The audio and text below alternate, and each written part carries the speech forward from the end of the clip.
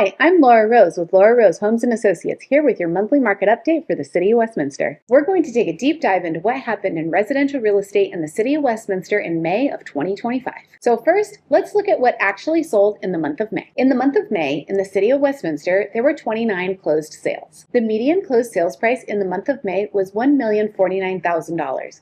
With an average list price to sales price ratio of 103%. This means that sellers that closed escrow in the month of May on average sold their homes for 3% above their asking price. In the month of May, sellers on average did not need to discount their asking price in order to successfully sell their Westminster properties. So what are the days on market for homes sold in the City of Westminster? In the month of May, for homes that actually sold, the average days on market was 17 days. So this days on market was very low, and it means that most homes in May still sold within just a couple of weeks of going live on the MLS. As buyer demand in Orange County overall has remained weakened due to wider economic factors and lower than normal consumer confidence, the expected market time in the City of Westminster has increased and is currently 70 days.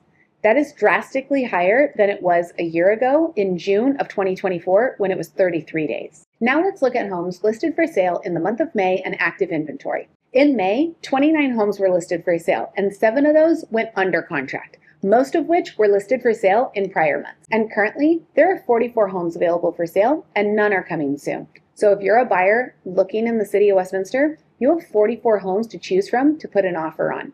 This is still an extremely low amount of homes available for sale in a city. So let's put this into perspective.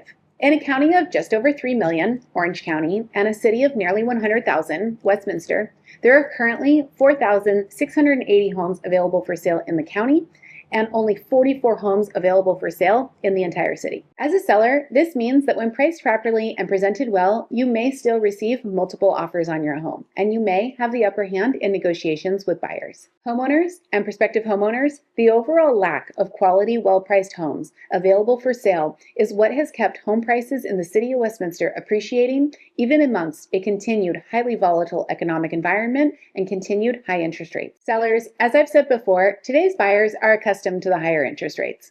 They're not angry about missing out on the ultra low rates.